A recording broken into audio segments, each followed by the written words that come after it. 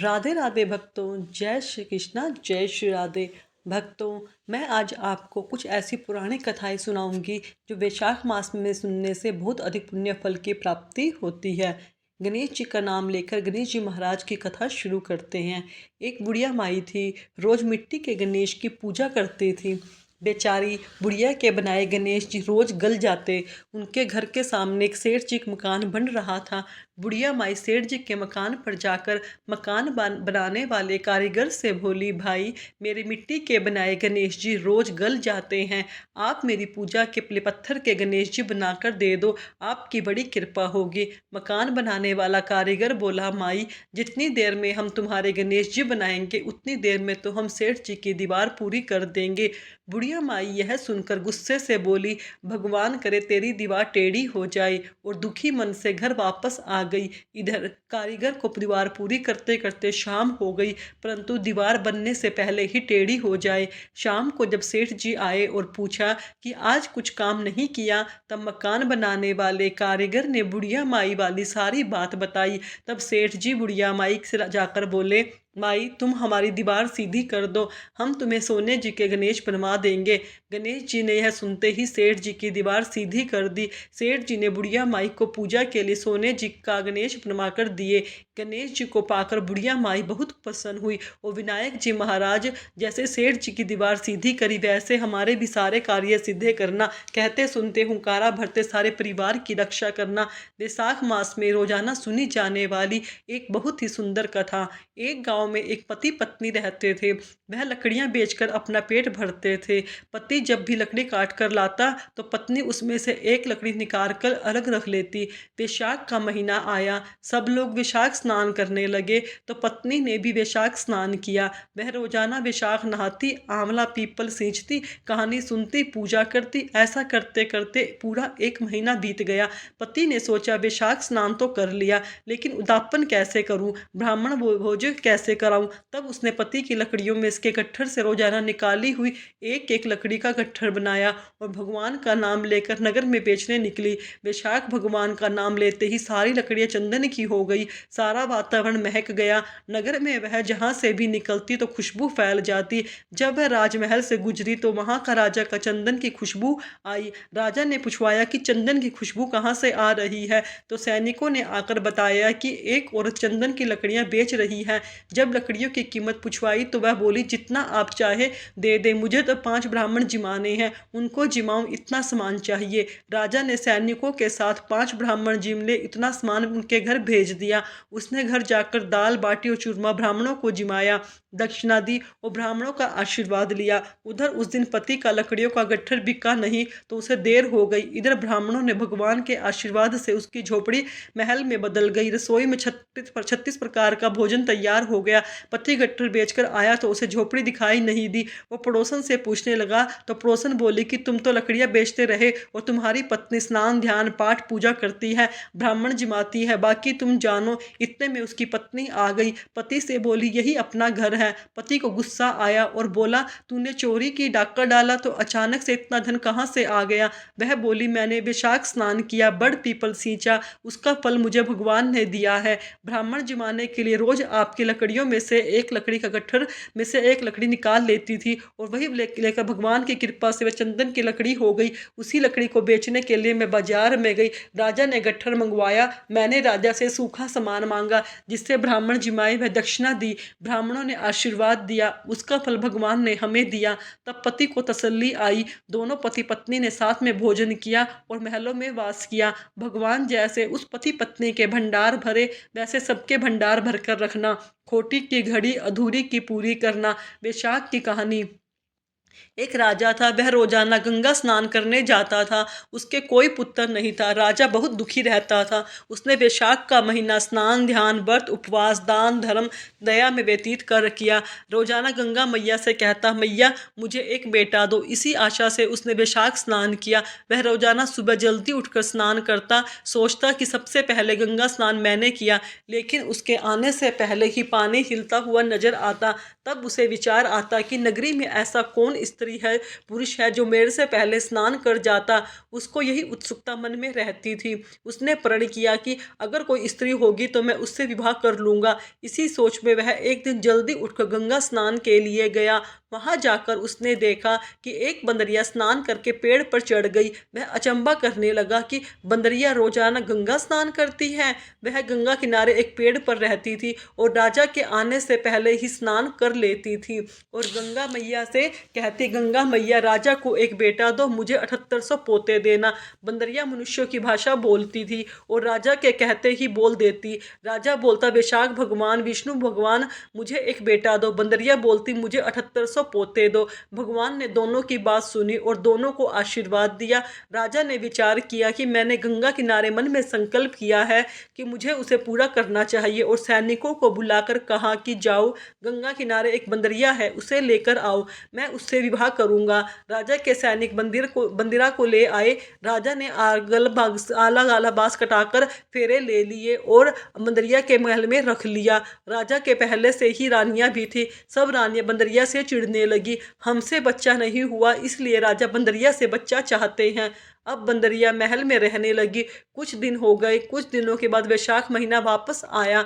एक दिन राजा ने खाना खाकर राम की गुठली वहीं पर छोड़ दी। बंदरिया आई और उस गुठली को खा लिया। उस गठली से उसका गर्भ रह गया। यह बात पूरे महल में फैल गई। जब बंदरिया को 7वां महीना लगा तो वह राजा से बोली कि मुझे बच्चा होगा तब मैं कैसे आवाज़ दूंगी, तब मेरी आवाज़ कौन सुनेगा, मेरी आवाज़ से कोई आएगा भी नहीं। राजा ने उसकी बात सुनकर कहा, तुम सही बोल रही हो। यह बात सुनकर राजा ने उसके महल में घंटी लगवा दी और बंदरिया से कहा, जब भी तुम्हें तकलीफ हो तब यह घंटी बजा देना, और उसकी डोरी बांधकर बंदरिया के हाथ में पकड़ा दी। दिनों दिन रानियां बंदरिया के महल में उनसे मिलने आई तो घंटी को बंधा देखकर सारी बात पूछी। बंदरिया ने बताया कि राजा ने लगवाई है। रानियों ने विचार किया, अगर इसको बच्चा हो गया तो हमारा मान घट जाएगा। इसकी बात से परेशान होकर रानियों ने कहा कि घंटी बजाकर दिखाओ, देखे राजा आता है या नहीं। बंदरिया ने रानियों के कहने से घंटी बजा दी। घंटी की आवाज़ सुनकर राजा आया। सभी रानियां हंसने लगी। सबने राजा का मजाक बनाया और कहा कि राजा जी, जानवर की प्रवृत्ति होती है उछल कूद करने की, इसी उछल कूद में घंटी बजा देगी तो आप बार बार राजसभा छोड़कर आएंगे। राजा ने भी रानियों की बात का समर्थन किया। सही कह रही हो। उधर रानियां ने विचार किया, जब इसको बच्चा होगा तो नदी में फिकवा देंगे, राजा से कह देंगे कि पत्थर हुआ है। रानियों ने यह बात दासियों को समझा दी। अब बंदरिया के बच्चा होने का समय आया। बंदरिया को पीड़ा अनुभव होने लगी। तब उसने घंटी बजाई। घंटे की आवाज़ सुनकर राजा नहीं आया। राजा ने सोचा, बंदरिया जानवर प्रवृत्ति की है, ऐसे ही उछल कूद में बजा दी होगी। राजा नहीं आए। उधर रानियों ने जब घंटे की आवाज़ सुनी तब दासी को बुलाकर बंदरिया के महल में गई और बंदरिया को समझाने लगी कि जब बच्चा होता है तब आंखों पर पट्टी बांधते हैं। बंदरिया ने भी ऐसा ही किया। अब उसके सुंदर सा राजकुमार हुआ। सभी रानियां चकित रह गई, इतना सुंदर राजकुमार पैदा हुआ है, अब हमारा अपमान होगा, बंदरिया का मान बढ़ेगा, इसी नदी में फिकवा देते हैं और राजा से कह देंगे कि पत्थर हुआ है। रानियों ने दासी को एक लकड़ी का बक्सा दिया। बच्चे को उसमें रखवाकर कहा कि तुम इसे नदी में फेंक कर आ जाओ।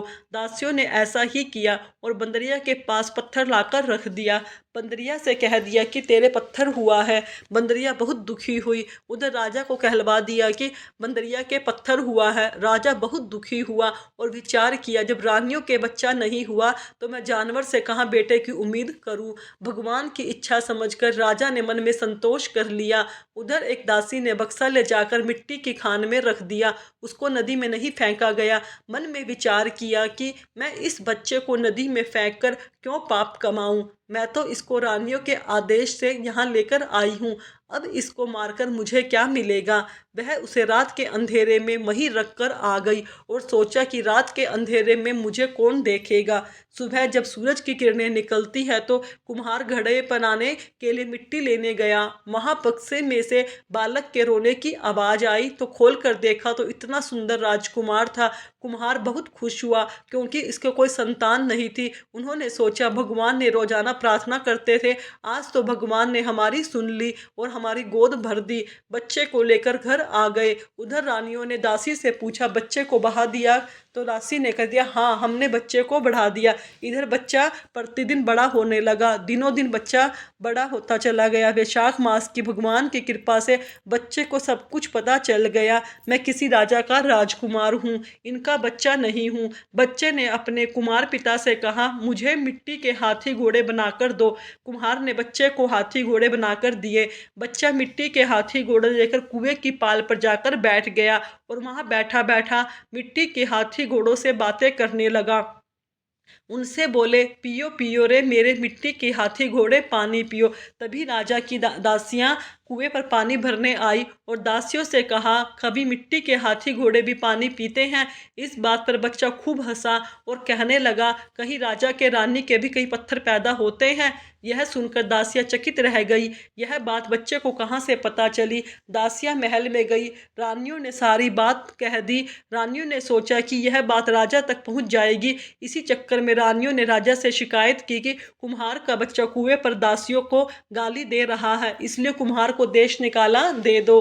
रानियों के कहने पर राजा ने हुक्म दिया कि कुम्हार के दूसरे गांव भेज दो। नौकर कुम्हार के पास गए और उसे गांव छोड़ने का आदेश दे दिया। कुम्हार बहुत गिड़गिड़ाया कि मेरा यह अच्छा व्यापार चलता है, अगर मेरा व्यापार बंद हो गया तो मेरा गुजारा कहाँ से होगा। लेकिन राजा के हुक्म के आगे उसकी कहीं नहीं चली।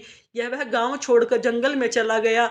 थोड़े दिनों के बाद लड़का और बड़ा हो गया। अब और सब जंगल में झोपड़े बांध कर रहने लगे। आसपास बहुत सारे पेड़ पौधे लगा दिए। घर के बाहर छाया हो गई। अब कुम्हार का बेटा एक पेड़ के नीचे बहुत सारे करवे पानी भरकर बैठ जाता है। जो कोई भी इधर निकलता उसको पानी पिला देता। कुछ दिनों के बाद चैत का महीना आया। गांव की लड़कियां गनगौर बनाने के लिए मिट्टी लेने के लिए कुम्हार के घर गई।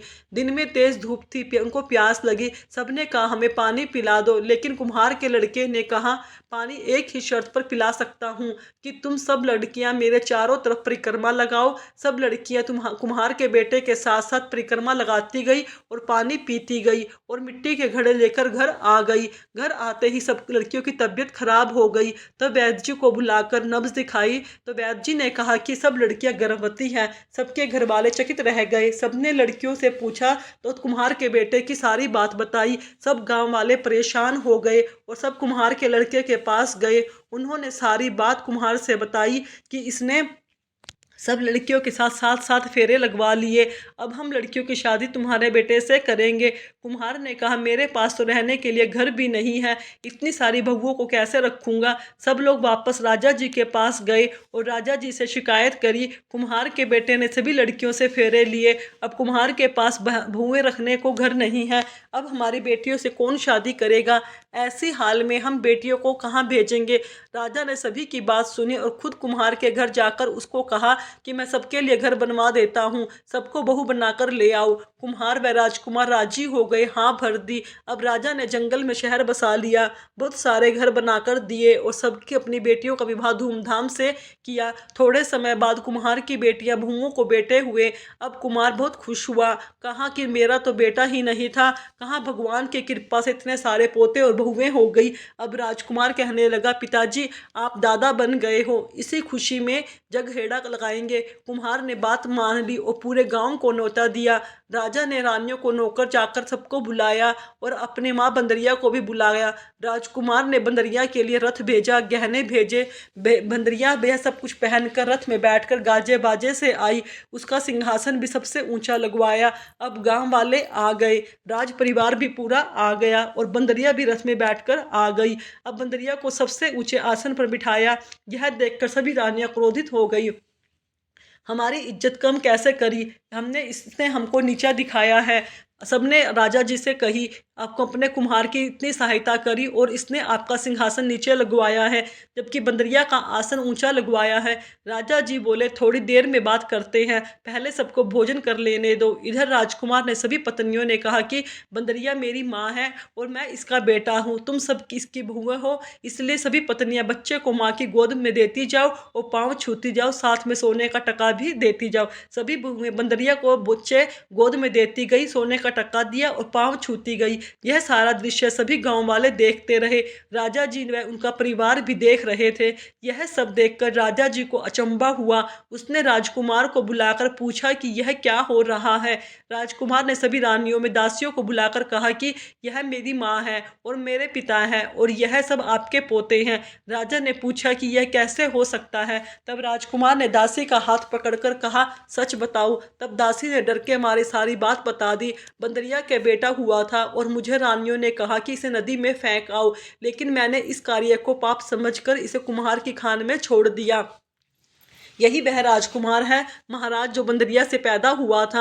आपको झूठ कहा था कि बंदरिया के पत्थर हुआ है। अब राजा जी बहुत खुश हुए और वे सभी बहुओं और पोतों को लेकर महल में गए तथा उन रानियों और दासियों को देश निकाला दे दिया।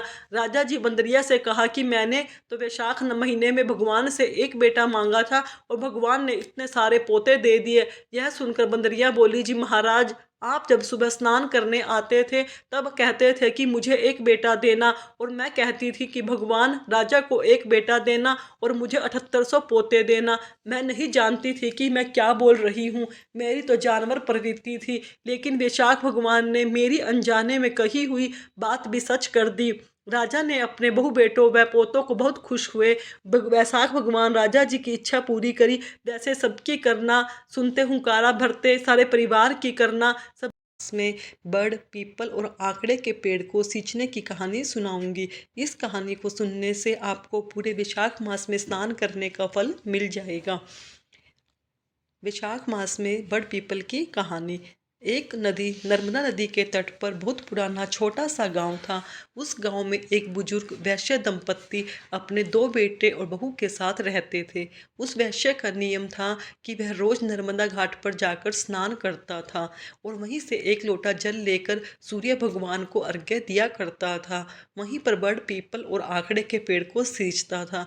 एक बार की बात है, वैशाख मास लगने वाला था तो वैश्य ने अपनी पत्नी से कहा कि भगवान, मेरी तबीयत कुछ ठीक नहीं है, कल से वैशाख मास भी लगने वाला है। मुझे लगता है कि मेरा नर्मदा तट पर जाकर स्नान करने का नियम टूट जाएगा। तब उस वैश्य की पत्नी ने अपने पति से कहा, आप इतने दुखी और परेशान क्यों होते हो? भगवान की कृपा से हमारे दो बेटे और बहू है। आप अपने दोनों बेटों और बहुओं से कह दो, उनमें से कोई ना कोई आपको नर्मदा नदी का जरा सा पानी लाकर दे देगा। तो वैश्य बोला कि भगवान, इस बार मेरा मन करता है कि हम जोड़े से वैशाख स्नान करें। तब वैश्य की पत्नी बोली कि आपने तो मेरे मन की बात कह दी, हम दोनों जरूर एक साथ स्नान करेंगे। तब वैश्य दंपत्ति ने अपने दोनों बेटे बहुओं को अपने पास बुलाया और अपने मन की बात कही। वैश्य दंपत्ति का बड़ा बेटा बोला कि बाबूजी, आपको तो पता है कि मैं नौकरी के लिए दूसरे शहर में जाता हूँ। मुझे सवेरे ही 5 बजे से घर से निकलना होता है, तो मैं यह काम नहीं कर पाऊँगा। तो बड़ी बहू बोली कि माँ जी, बाबूजी, मुझे भी सुबह सुबह इनका टिफ़िन तैयार करना होता है। मैं तो नर्मदा नदी से आपको पानी लाकर नहीं दे पाऊँगी, क्योंकि एक दिन की बात है, होती तो मैं निभा भी लेती, पूरे वैशाख में यह नियम कैसे निभा पाऊंगी। तब वैश्य दंपत्ति के छोटे बहू और बेटे से पूछा, तो माँ, बाबूजी, आप चिंता मत कीजिए, हम दोनों आपको पानी लाकर नर्मदा नदी के तट से नहला देंगे, आप दोनों वैशाख स्नान करोगे। ऐसा कहकर दोनों बहू बेटे अपने अपने कमरों में चले गए। इसके बाद वैश्य का छोटा बेटा अपनी पत्नी से बोला, सुशीला, मेरे मन में एक विचार आया है कि जब हम दोनों नर्मदा नदी के तट पर जरा सा पानी माँ बाबूजी के लिए लेने जाएंगे, क्यों ना हम दोनों भी वैशाख स्नान करें। अब उसकी पत्नी ने कहा कि यह बात तो आपने बड़ी सही कही, हम दोनों भी जोड़े से स्नान करेंगे। तब उन दोनों ने जाकर अपने माता पिता से कहा, माँ बाबूजी, आपके साथ हम भी जोड़े से स्नान करेंगे। यह सुनकर वैश्य दंपत्ति बड़े प्रसन्न हुए। अगले दिन सुबह 4 बजे ही वैश्य दंपत्ति के छोटे बेटे और बहू नर्मदा के घाट पर पहुंच गए। वैश्य के छोटे पुत्र ने मर्दाना घाट पर स्नान किया और उसकी पत्नी सुशीला ने जनाना घाट पर स्नान किया। स्नान करने के बाद दोनों ही एक पानी लाकर अपने माता पिता को दे दिया। तब वैश्य दंपत्ति ने चरु से पहले एक लोटा जल निकाल कर रख लिया, बाकी बचे हुए जल से स्नान किया, फिर लोटे के जल से सूर्य भगवान को अर्घ्य दिया, फिर बड़ पीपल आकड़े के पेड़ को नर्मदा के जल से सींचा, पूजा की और 5 परिक्रमा। पहले के जमाने में घरों के आंगन में ही बड़ पीपल और नीम के पेड़ खड़े हुआ करते थे। तब वैश्य दंपत्ति जब स्नान कर लेती तो छोटी बहू सुशीला उनके कपड़ों को धोकर आंगन में सुखा देती और फिर चाय बनाकर अपने सास सास ससुर को देती और खाना भी देती। इस तरह पूरा वैशाख मास बीत गया। जब वैशाख की पूर्णिमा का दिन आया तो वैश्य दंपत्ति ने अपने छोटे बेटे और बहू से कहा कि तुम दोनों ने हमारा वैशाख का स्नान निभाया है, तो संपूर्ण फल पाने के लिए हमें 2 जोड़ा ब्राह्मण दंपत्ति को भोजन कराना चाहिए। तब उन्होंने बहू से कहा कि बहू, तुम कल स्वादिष्ट खीर, मालपुए और कचौरी आदि बना देना, हम जोड़े से दंपत्ति को जिमाएंगे। गांव से बुलाकर दंपत्ति को ले आना, हम उन्हें भोजन कराएंगे, कपड़े और दक्षिणा आदि भी देंगे। तब दोनों बहू बेटा बोले कि माँ, बाबूजी, जैसा आप चाहोगे वैसा ही होगा।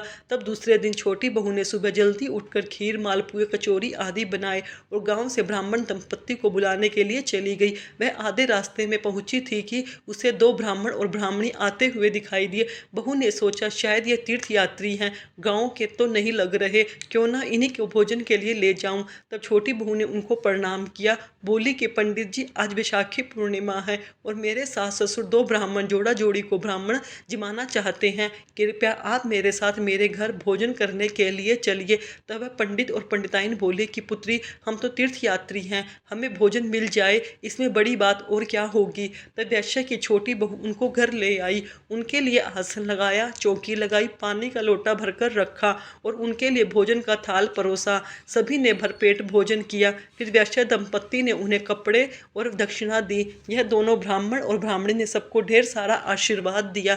तभी वैश्य दंपत्ति अपने छोटे बहू और बेटे से बोले कि इनके चरण धोने के लिए जल लेकर आओ। तब बेटा बहू जल की झारी लेने के लिए अंदर चले गए। वैश्य दंपत्ति चरण पूछने के लिए गमछा लेने के लिए कमरे के अंदर चले गए। पीछे से ब्राह्मण दंपत्ति, जो कि भगवान राम, सीता थे, विष्णु जी थे और माता लक्ष्मी जी थे, ब्राह्मण और ब्राह्मणी का वेश धरकर वैश्य दंपत्ति उनके बहु बेटे को वैशाख स्नान, बड़ पीपल और आंकड़े के पेड़ को सींचने का पुण्य देने के लिए आए थे। उनके सबकी रक्षा करने के लिए आए। वे अंतर्ध्यान हो गए। जैसे ही वैश्य दंपत्ति उनके बेटे बहु चौक में आए तो उन्हें कोई भी दिखाई नहीं दिया, लेकिन उनको यह देखकर महान आश्चर्य हुआ कि उनकी रसोई में ईंधन की ढेरियां पड़ी हुई थी। जैसे ही वैश्य दंपत्ति ने चौकी हटाई तो उन्हें और भी आश्चर्य हुआ। जहाँ भगवान राम सीता बैठे हुए थे, वहाँ भगवान राम के चरण और धनुष के चिन्ह अंकित थे, और जहाँ माता सीता बैठी हुई थी वहाँ सोने की मोर की थैलियाँ पड़ी हुई थी। जहाँ भगवान विष्णु बैठे थे वहाँ चक्र का चिन्ह था, और जहाँ माता लक्ष्मी बैठी थी वहाँ सोने चांदी के आभूषणों की ढेरी पड़ी हुई थी। यह गांव पूरे खबर गांव में आग की तरह फैल गई कि वैश्य दंपत्ति के घर भगवान राम, सीता और विष्णु और माता लक्ष्मी प्रकट हुए हैं। तो वैश्य दंपत्ति के घर लोगों के दर्शनों का तांता लग गया। जब वैश्य दंपत्ति के बड़े बेटे बहू को पता चला तो उन्हें बहुत दुख हुआ। अगर हम भी वैशाख स्नान करते और माँ बाबूजी के लिए नर्मदा जल कर देते तो हमें भी आज भगवान के दर्शन होते। उस दिन वैश्य दंपत्ति ने पूरे गांव में यह ढिंडोरा पिटवा दिया कि पूरे वैशाख में स्नान करने से, बड़ पीपल और आंकड़े की पेड़ की पूजा करने से घर से दरिद्रता दूर हो जाती है, घर में अन्न धन सुख समृद्धि बढ़ती है। इसलिए अगर पूरे वैशाख मास में व्रत करना संभव ना हो सके तो वैशाख मास में स्नान करने के बाद बड़ पीपल, आंकड़े की पेड़ की पूजा अवश्य करनी चाहिए। इससे घर से दरिद्रता दूर हो जाती है। बड़ पीपल देवता है, वैशाख देवता। जैसा सुख अपने वैश्य दंपत्ति और उसके छोटे बेटे बहू को दिया, वैसे सबको देना। कहानी कहने सुनने हुंकारा भरने वाले सभी पर अपनी कृपा बना। तुलसी माता सिंचने की एक बहुत ही सुंदर कहानी। एक परिवार में ननंद भाभी रहती थी। ननंद अभी कुंवारी थी। वह तुलसी की सेवा बड़ी नियम से करती थी। वह तुलसी माता को प्रतिदिन नियम से सींचा करती थी और अपना बहुत सा समय तुलसी माता की सेवा में व्यतीत करती थी। पर भाभी को वह पूठी आंख नहीं सुहाता था। कभी कभी तो वह गुस्से में कहती, जब तेरा विवाह होगा तो बरातियों को तुलसी ही खाने में दूंगी, तुलसी को तेरे दहेज में दूंगी। जब समय आने पर ननंद की शादी हुई, भाभी ने सच में ऐसा ही किया। भाभी ने बरातियों के सामने तुलसी का गमला फोड़कर रख दिया, लेकिन तुलसी माता की कृपा से वह गमला स्वादिष्ट व्यंजनों में बदल गया। जब ननंद शादी के लिए तैयार होने लगी तो गहनों के बदले भाभी ने ननंद को तुलसी की मंजरी पहनने को दी। सोने के आभूषणों में बदल गई। वस्त्रों के स्थान पर तुलसी का जनेऊ रख दिया तो रेशमी वस्त्रों में बदल गया। दहेज में भी उसने भाभी ने उसे तुलसी के गमले, तुलसी की मंजरी दी, लेकिन वह सब दहेज की बहुत ही सुंदर सामानों में बदल गई। ससुराल में उसके दहेज आदि के बारे में बहुत बड़ाई हुई। इस पर भाभी को बड़ा आश्चर्य हुआ। उसे तुलसी जी की पूजा का महत्व समझ में आ गया। भाभी भी एक लड़की थी। वह अपनी लड़की से कहती कि तू भी अपनी बुआ की तरह तुलसी की सेवा किया करो, तुझे भी बुआ की तरह फल मिलेगा। पर वह लड़की भी अपनी माँ के जैसी थी। उसका मन भी तुलसी के सेवा में नहीं लगता था। और जब उस लड़की के विवाह का समय आया तो भाभी ने सोचा कि जैसा व्यवहार मैंने अपनी ननंद से किया है, उसी के कारण उसे इतनी इज्जत मिली है, क्यों न अपनी बेटी के साथ भी वैसा ही व्यवहार करूँ। तो उसने बरातियों के सामने तुलसी का गमला फोड़कर रख दिया, लेकिन इस बार मिट्टी मिट्टी ही रह गई। गमला मंजरी व पत्ते भी अपने ही रूप में रहे, जनेऊ भी जनेऊ की तरह रहा। सभी बराती भाभी की बुराई करने लगे। ससुराल में सभी लड़कियों की बुराई कर रहे थे। तो भाभी को अपनी ननद पर बहुत गुस्सा आया। भाभी अपनी ननद को कभी घर नहीं बुलाती थी। एक दिन भाई ने सोचा क्यों ना मैं अपनी बहन से मिल आऊं। उसने अपनी इच्छा अपनी पत्नी को बताई। सौगात ले जाने के लिए कुछ मांगा तो भाभी ने पहले ही मना कर दिया। फिर थैले में ज्वार भरकर कहा, और कुछ है नहीं, यह ले जाओ। भाई दुखी मन से वहां से चल कर दिया। वो सोचा भला बहन के घर कोई ज्वार लेकर जाता है क्या। बहन के नगर के समीप पहुंचकर उसने एक गौशाला में गाय के सामने ज्वार का थैला पलट दिया। और वहां को जो गौपालक ने अरे भाई, यह सोना चांदी मोती गाय के आगे क्यों डाल रहे हो। तब भाई ने जल्दी से नीचे देखा तो सारी बात उस गोपालक को बताई तथा सोना मोती लेकर प्रसन्न मन से बहन के घर गया। अपने भाई को देखकर बड़ी ही खुश हुई। भाई अब की बहुत आवभगत में लग गई। भाई को दुखी मन जब बहन के कारण पूछा तो भाई ने सारी बात बता दी। तब बहन ने कहा कि भाई भाभी से कहना कि तुलसी की सेवा किया करे तो तुलसी माता जरूर हमारे परिवार पर कृपा करेगी। ऐसी बात सुनकर भाई खुशी खुशी अपनी बहन के घर से चल दिया। पत्नी को घर जाकर सारी बात बताई। आखिरकार भाभी भी तुलसी माता की सेवा में बहुत ही मन से करने लगी। समय बीतने के साथ साथ तुलसी माता की कृपा भाभी के परिवार पर भी हुई। तुलसी माता जैसे ननद का किया वैसे सबके साथ करना, जैसे भाभी की बेटी के साथ किया वैसे किसी के साथ ना करना। कहते सुनते हुंकारा भरता है, सारे परिवार को खुश रखना। बरकत देवता की कहानी।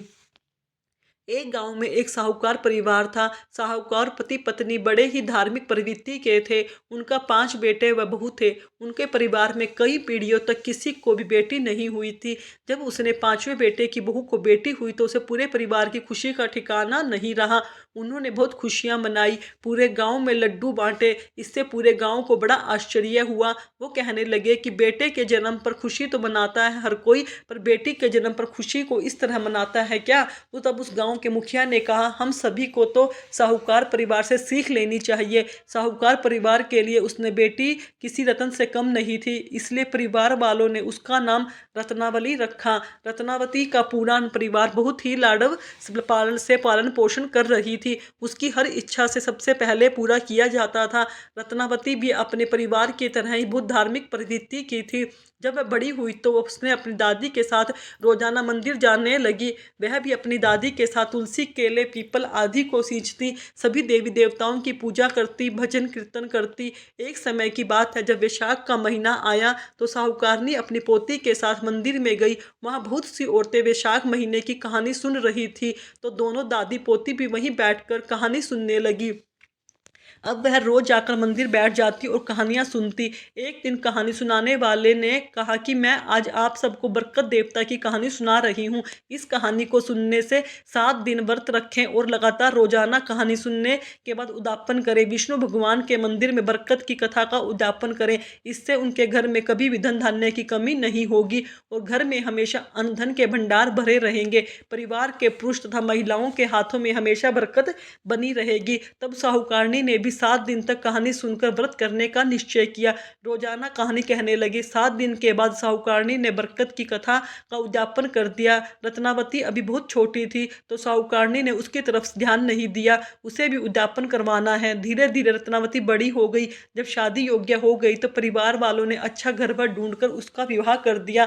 रत्नावती के ससुराल में 4 जनों का छोटा सा परिवार था, जिसमें सास बहू रत्नावती तथा रत्नावती का पति। जब रत्नावती ससुराल आई तो रोजाना के अन्य कामों का जिम्मा उसे सौंपा गया तथा खाना बनाने का जिम्मा सासू माँ ने ले लिया। उसके सास खाना बनाने के बाद सबसे पहले अपने पति को खिलाती, फिर पुत्र को खिलाती और फिर बाद में खुद बचा खाकर बचा हुआ खुरचन बचाता वह रत्नावती को देती। रत्नावती बचा कुचा खाना खाकर पानी पीकर सो जाती थी।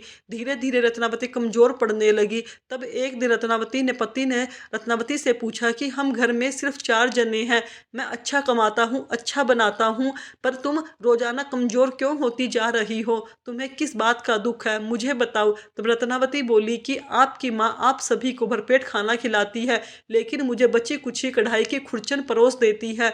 मुझे रोजाना भरपेट खाने को नहीं मिलता, इसलिए कमजोर होती जा रही हूँ। तब उसके पति ने कहा कि मेरी माँ ऐसा क्यों करेगी, तुम कल से मेरी थाली का खाना खा लेना और जो तुम्हें खाना परोसा जाए वह मैं खाऊंगा। दूसरे दिन रत्नावती का पति कोई ना कोई बहाना लेकर अपनी खाने की थाली को कमरे में रखकर रत्नावती को खिला देता है और उसे जो खाना परोसा जाता वह खुद खा लेता।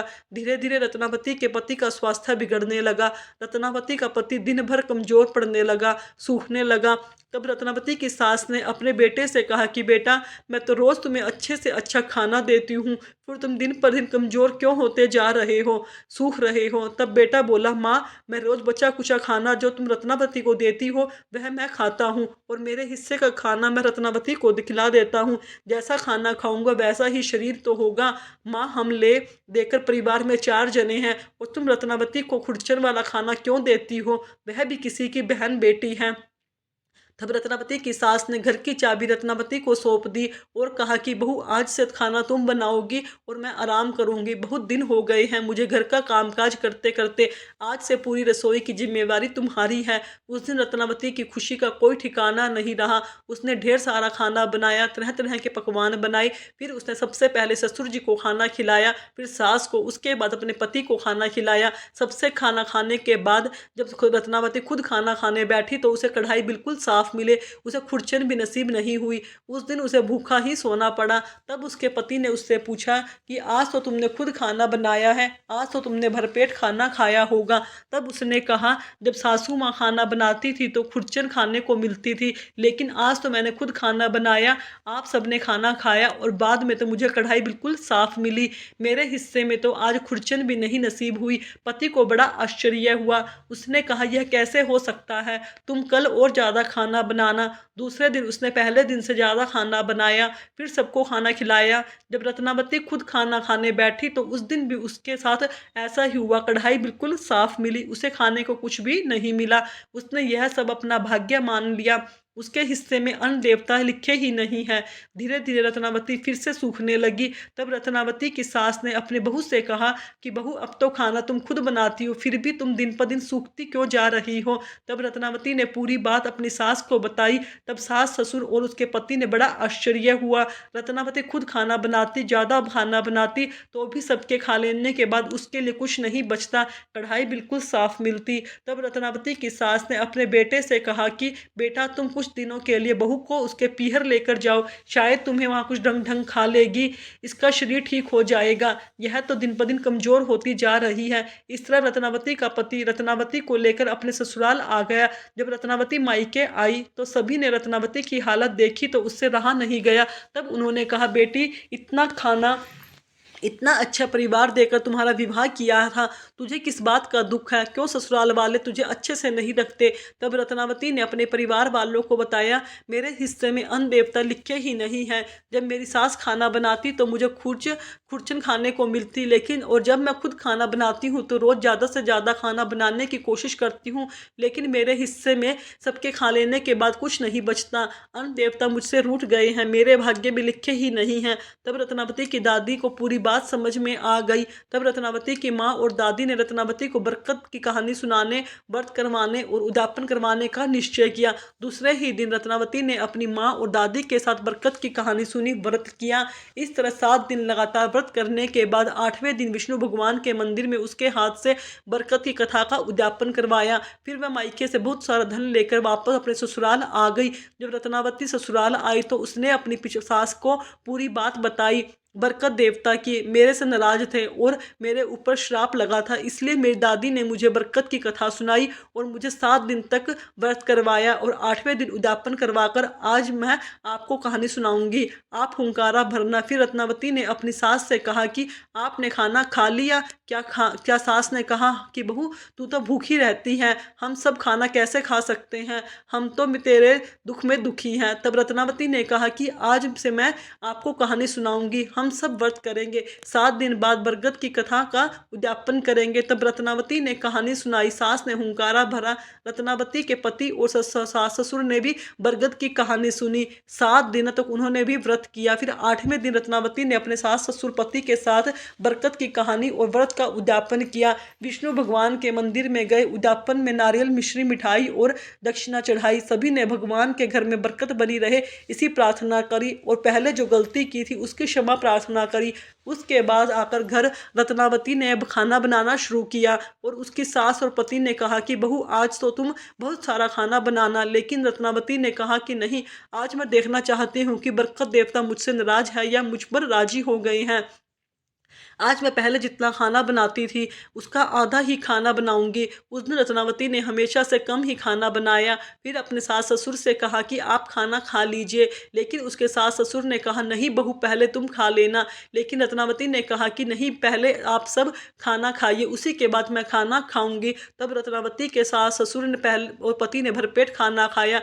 उसके बाद रत्नावती खाना खाने बैठी तो अभी भी बहुत सारा खाना बाकी बचा था। उस दिन से रत्नावती ने भरपेट भोजन करने लगी। बरकत देवता जैसे रत्नावती पर राजी हुए वैसे सब पर होना, जैसे रत्नावती से नाराज हुए वैसे किसी से ना होना। कहते सुनते हुंकारा भरते सारे परिवार से खुश होना।